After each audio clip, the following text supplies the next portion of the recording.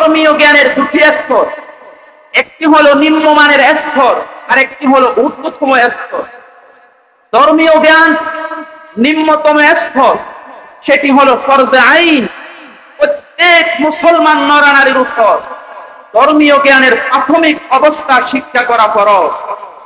শিক্ষা করা, এর আরো সহজ ভাবে বুঝাই, একজন মানুষ তার দৈনন্দিন চলার পথে ইসলামের ভিত্তিক নিজের জীবন যাপন করার জন্য সেই পরিমাণের জ্ঞান দরকার, ওই পরিমাণের জ্ঞান শিক্ষা করা ফরজে আইন, ফরজে। এবার আপনি বলেন, একজন মুসলমান সাবালেগ হওয়ার পরে সর্বপ্রথম তার উপর যে বিধান আরোপিত হয়, বিধানের নাম নামাজ। বলেন, বিধানের নাম কি? নামাজের ভিতরে যত ফরজ আছে তার মধ্যে সর্বপ্রথম ফরজ হলো কোরআনে কারীম বিশুদ্ধ হওয়া। কোরআনে কারীম, বলেন কোরআনে কারীম অন্তত 5 থেকে 4টি সূরা যদি আপনি বিশুদ্ধ আকারে না জানেন, আপনার জীবনে যত নামাজ পড়েছেন এক ওয়াক্ত নামাজও মহান আল্লাহ কবুল করতে পারে না। মহান আল্লাহ কবুল, বলেন মহান আল্লাহ কবুল করতে। এই এলাকাকে এমন মুসলমান বাস করে তারা কোরআনে কারীমের 4-5টা সূরা বিশুদ্ধ আকারে বলতে পারে না, এমন মানুষের সংখ্যা আছে না নাই? বলেন আছে না নাই? আমি তো মাঝে মধ্যে বলি, আশুরিয়ার কোন গ্রামের এলাকার মানুষ যদি কালকে আমাদের ময়দান আল্লাহকে বলে যে আল্লাহ, আলেমের দেখা হয় নাই, আলেম দেখি নাই, এজন্য 4টি সূরা বিশুদ্ধ আকারে বলতে পারি নাই, শিখতে পারি নাই, এমন কোন উযর আপত্তি কি মহান আল্লাহ কবুল করবেন? বলেন কবুল করবেন? এমন কোন ঘর নাই যে ঘরের ভিতরে একজনও সদস্য এমন নাই সেই বিশুদ্ধ আকারে কোরআন পারে না। অতএব আপনার ঘরের ভিতরে কোরআন বিশুদ্ধ আকারে শিক্ষা করার শিকার ব্যবস্থা ছিল, এরপরও আপনি চায়ের দোকানে বসে আড্ডা দিয়েছেন, বাজারে বসে আড্ডা দিয়েছেন, রাস্তাঘাটের পথে পথে বসে আপনি আড্ডা দিয়েছেন, একদিনও আপনার মনে আসে নাই যে 60 বছর হায়াত কোরআনে কারীমের 4টি সূরা আপনি মুখস্থ পারেন না, কাল কিয়ামতের ময়দানে খাজুরিয়ার মানুষ আল্লাহর দরবারে তার আপত্তি দিতে পারবেন। অন্য মানুষ পারবে, কেশরপাড়ার মানুষ বলতে পারবে, হুজুর আল্লাহ আমাদের গ্রামে আলেম ছিল না, আলেম কম ছিল, কোরআন শিখার মানুষ নাই, এজন্য শিখতে পারি নাই। আপনি বলেন কোন বিভাগে যে খাজুরিয়ার মানুষ আল্লাহর দরবারে কিভাবে জবাব দিবে? পৃথিবীর বহু গ্রাম আছে, পুরা গ্রাম মিলে একজন আলেমও নাই, একজন আলেমও। আর আলেম থাকলে আমি যে 4 গুণে বলেছি, 4 গুণে গুণে আলেম অনেক গ্রাম আছে, গ্রামের পর গ্রাম যাওয়ার পরও একজন আলেম বের করা যাবে না। কিন্তু একমাত্র খাজুরিয়া গ্রামের প্রত্যেকটা পাড়ায় পাড়ায় 4 গুণে গুণে আলেম আছে না নাই? আছে না নাই?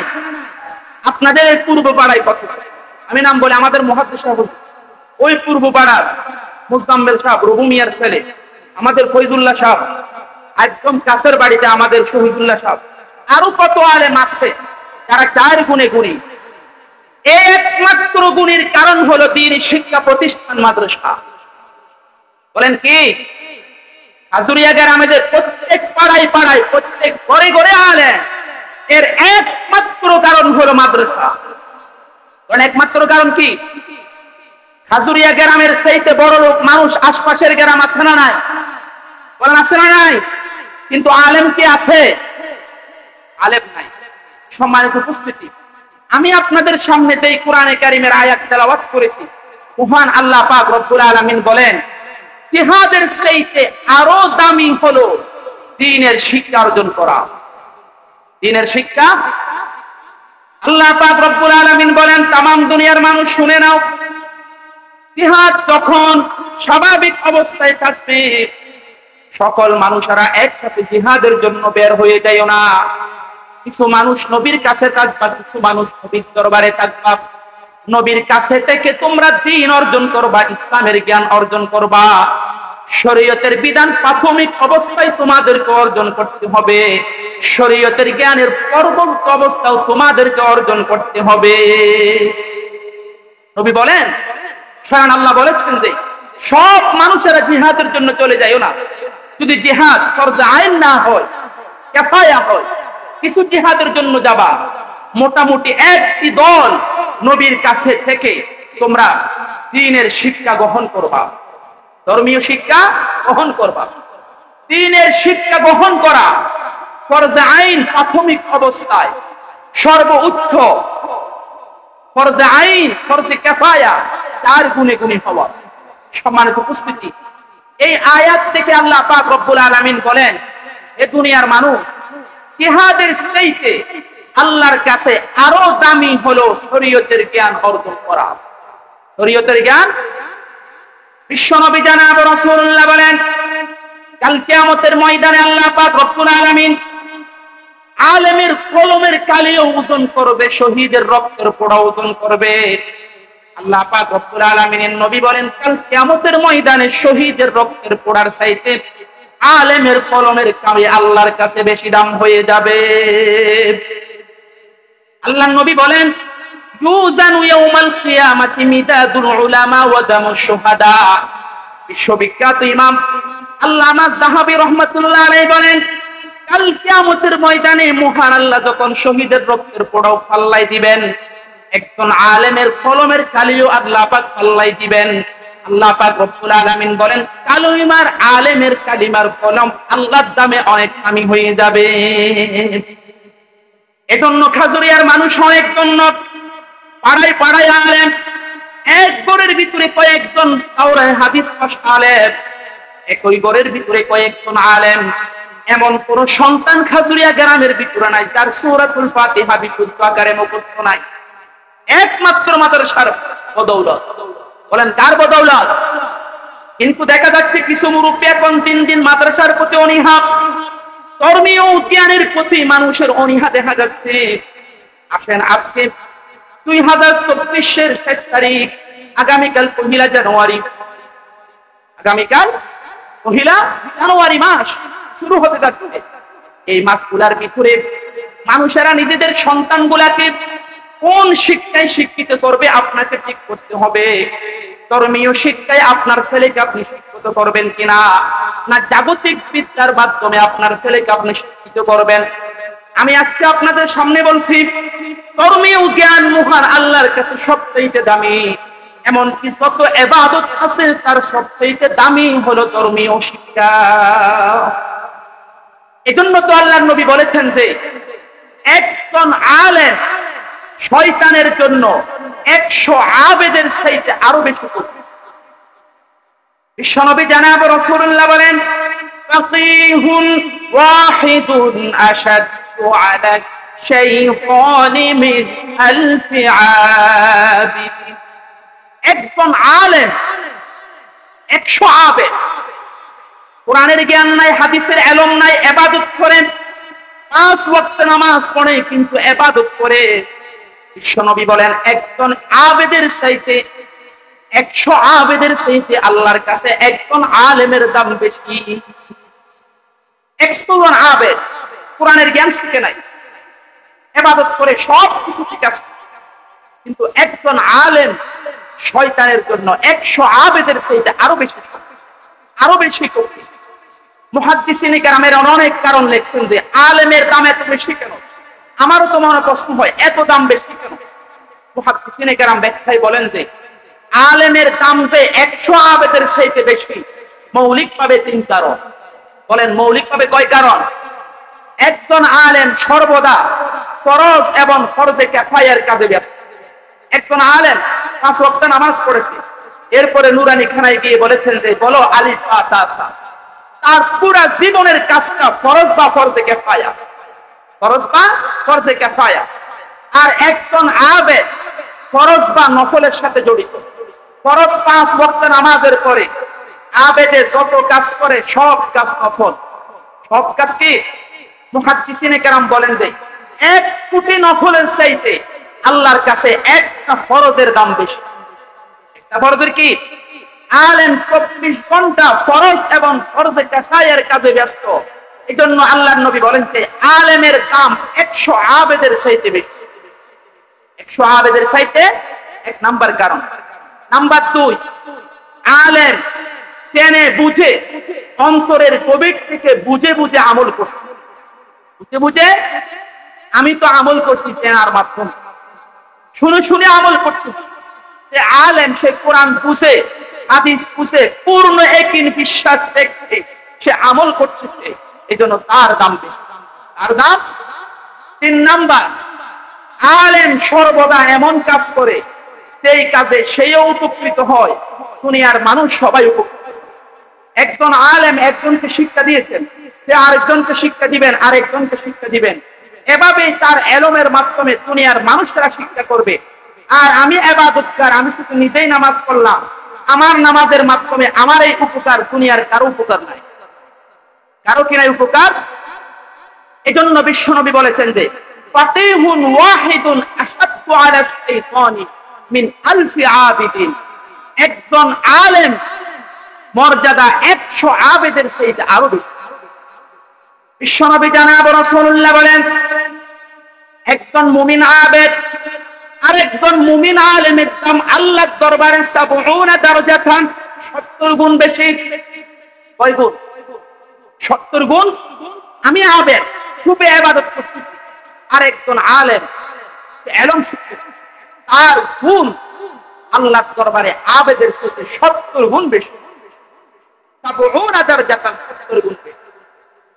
বিশ্বনবী জনাব রাসূলুল্লাহ বলেন ইয়া আবা যর لأن تغدو فتعلم آية من كتاب الله خير لك من أن تصلي 100 ركعة। আল্লাহর নবী তার প্রিয় সাহাবী হযরত আবু যর গিফারী রাদিয়াল্লাহু তাআলা আনহু বলেন, আবু যর গিফারী সকালবেলা কোন আলেমের কাছে গিয়ে কোরআনের একটা আয়াত শিখতেন। সকালে আপনি কোন মসজিদের ইমামের কাছে গিয়ে, কোন হুজুরের কাছে গিয়ে কোরআনের একটা আয়াত শুধু শিখতেন, আলহামদুলিল্লাহি রাব্বিল আলামিন, একটা শুধু আয়াত শিখতেন। আল্লাহর নবী বলেন তোমার আমলনামায় 100 রাকাত নফল নামাজের সওয়াব দিচ্ছে। উমিরা বিহি আও লাম ইউমার, এই আয়াত শিখতেন, এর তাফসীর বুঝেন, আমল করেন বা না করেন, শুধু শিকার কারণে আল্লাহ পাক রব্বুল আলামিন তোমার আমলনামায় 100 রাকাত নফল নামাজের সওয়াব দিচ্ছে। এরপর আল্লাহর নবী বলেন কোন আলেমের কাছে গিয়ে যদি একটা অধ্যায় শিখেন, নামাজের মাসলাগুলা শিখলেন, ওযুর মাসলাগুলা শিখলেন, উসুলের মাসলাগুলা শিখলেন, আল্লাহ পাক তোমার আমলনামায় 80 বছর কিংবা 60 বছর নফল ইবাদতের সওয়াব দিবেন। সম্মানিত মুসল্লি, আলেমের দাম আছে না নাই? বলেন আছে না নাই? আমাদের দেশে বলে ঘরের গরু গানার কাছে, ঘরের গরু আলেম পাইছেন তো মাদ্রাসার কারণে, এজন্য আলেমের দাম নাই।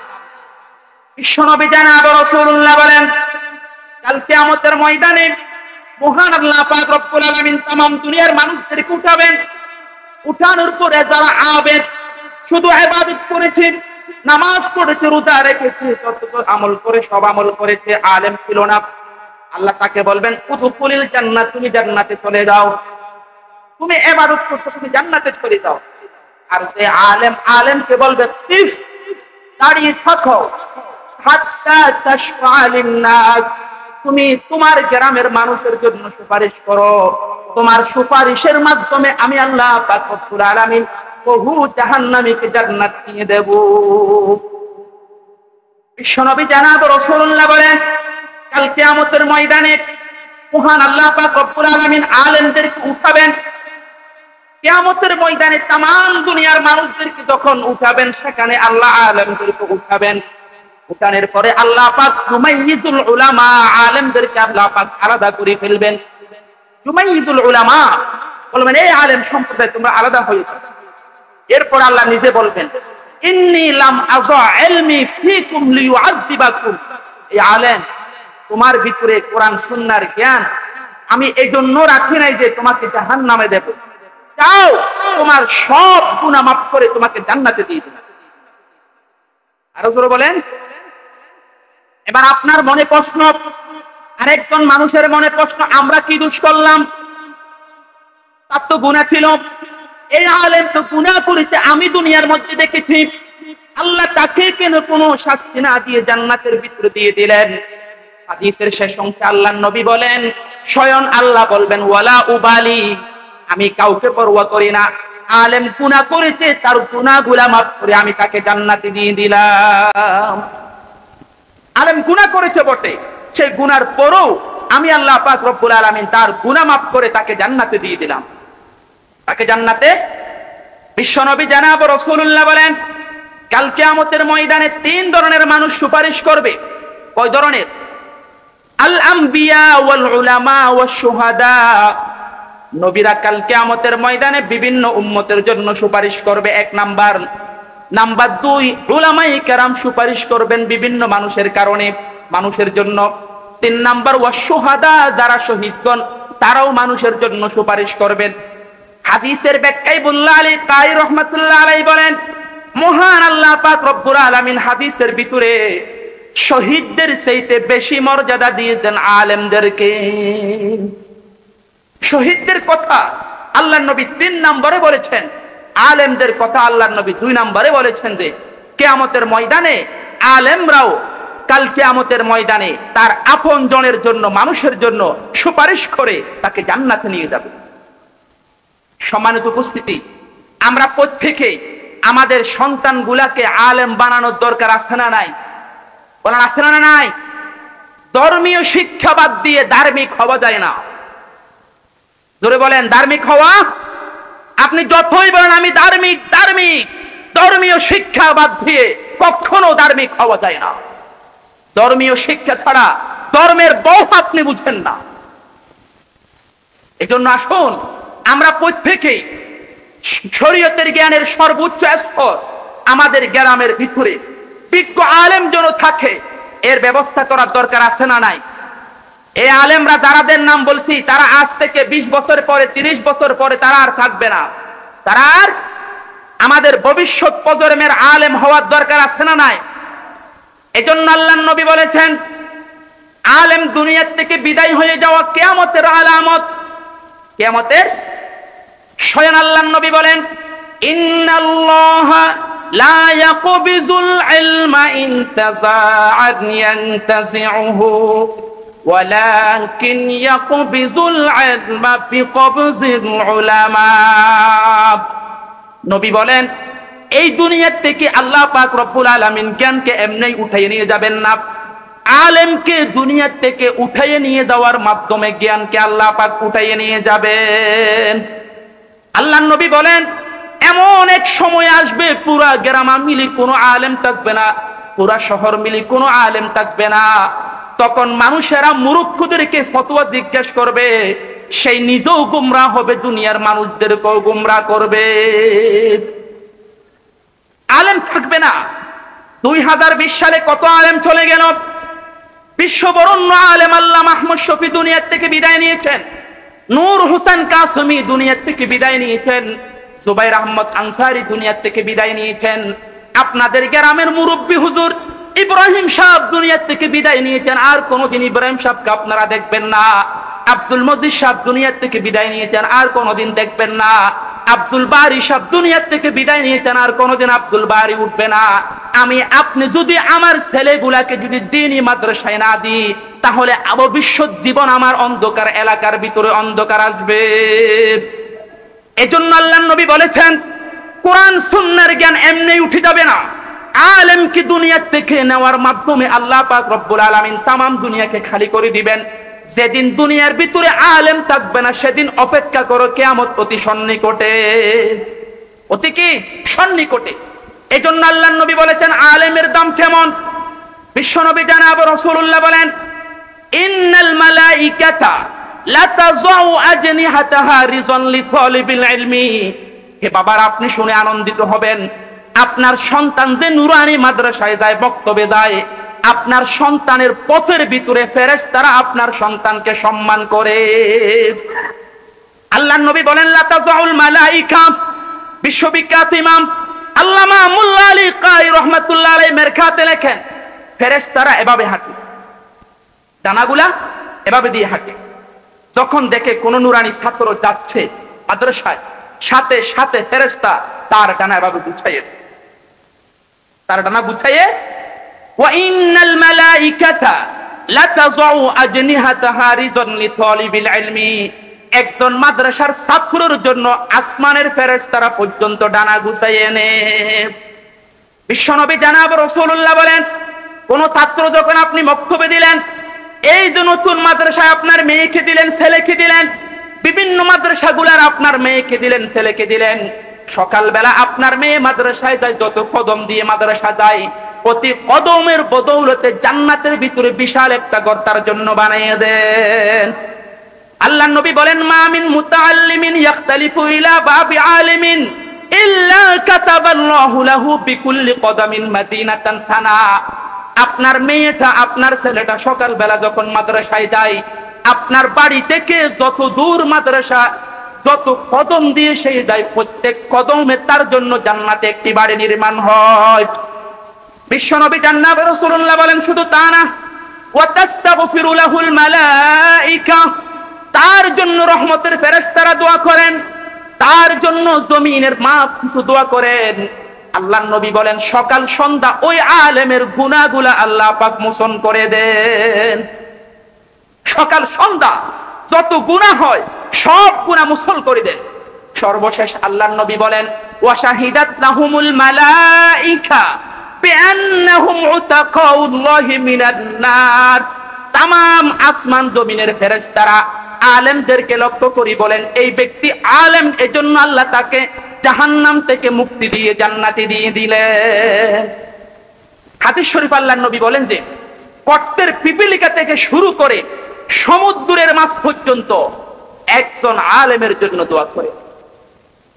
একজন আলেমের জন্য, একজন আলেমের জন্য গর্তের পিপিলিকা থেকে শুরু করে সমুদ্রের মাছ পর্যন্ত দোয়া করে। এজন্য তো বিশ্বনবী জনাব রাসূলুল্লাহ বলেন, খায়রুকুম মান তাআল্লামাল কুরআনা ওয়া আল্লামা। এই হাদিস শুধু আমি জানি তা না, আপনার নুরানির ছেলেরাও জানে। সেই ছেলেটাকে আপনি মক্তবে ভর্তি করেছেন, ছেলেটাও হাদিসের অর্থ জানে। এর অর্থ হলো সবচাইতে দামি মানুষ হলো কোরআনের শিক্ষক এবং কোরআনের শিক্ষার্থী।